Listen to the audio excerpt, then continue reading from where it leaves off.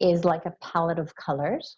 And then I kind of look to see what they need and where the soft door is for them.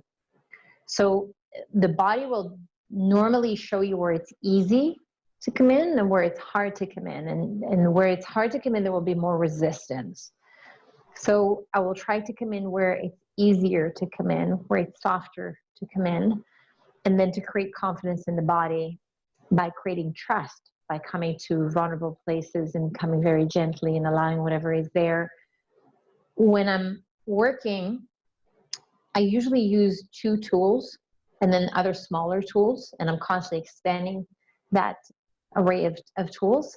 So one of the things I do is witnessing people and really connecting to their nervous system and feeling what they're feeling, and then guiding them through the emotions to help them process. When trauma is created and it's stuck in the body because certain emotions couldn't get processed, because we were alone with those feelings and it was too much for us to feel them alone, we tend to shut down those areas, and then they become frozen areas that are not available to us. And a lot of times you'll see areas in your life suddenly where you're not getting the results that you want. And normally it's because whether it's a big trauma or a micro trauma is there. So to process that, we need to link the emotional, the nervous system of the coach to the person that we're coaching. And then that person gets a felt experience. They feel being held. And when they can gradually allow those feelings to rise up, the ones that are so scary to even feel, and they're feeling felt, the nervous system knows how to correct itself and how to integrate parts back. So that's one tool that I use that's really powerful. And then the second one is the method that I developed, which is basically the 5 elements of somatic intelligence. And this really gives us our true nature. So the way we were born, before any layers got added, limiting beliefs, somatic blocks, like completely pure as we were born as a baby. We have 5 elements: elegance, intention, tempo, sabrosura, which is a word in Spanish, and which everybody always asks what that is, and mystery. So elegance is our elegance in the body. It's how we carry ourselves that comes together with dignity. And it's linked to our confidence. Intention is the element of meaning, and it's basically our drive. It comes from in to out and gives us power to go after what we want and focus, and also the why.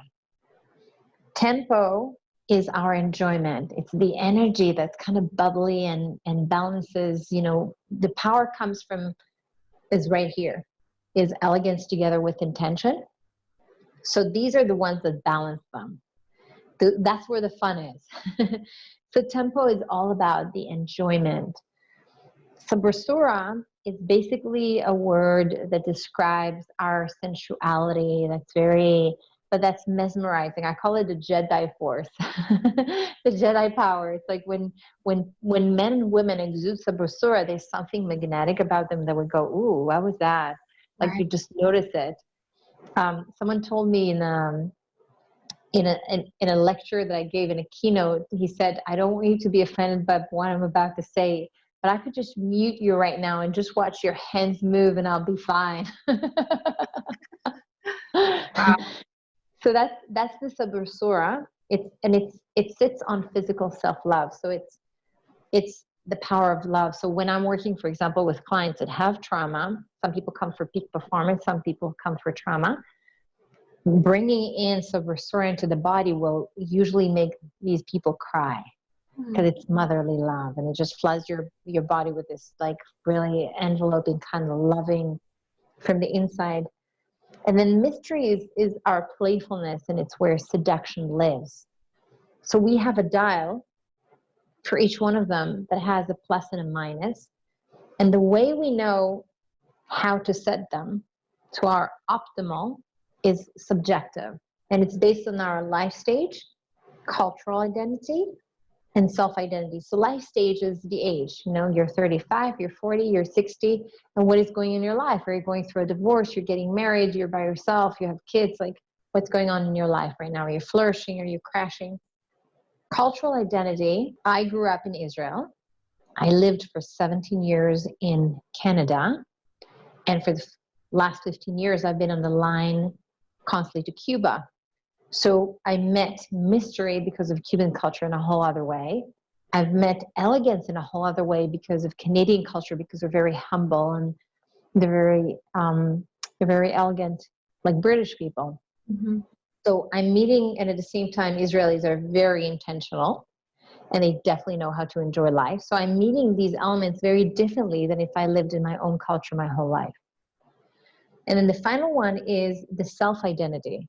So the self-identity has to do with our own personality. Am I an introvert, an extrovert? What's my sexual orientation? How much love did I get at home or didn't get at home? So even when we think about cultures, I can say, okay, so if someone was born in England, they might be feeling really comfortable with elegance, but maybe not so much with mystery. But if their parents now are from Brazil, living in England, that changes it, right? Right. So when we look at this and we look deeper into the somatic imprint of what goes on that transferred in the lineage and through the generations, we can actually reveal where we're not in our optimal and then calibrate to our peak performance, which is what the work is about. So I really try to use these two methods the most, and then I'm pulling from different things like Laban movement analysis and embodiment and other things into what I'm doing.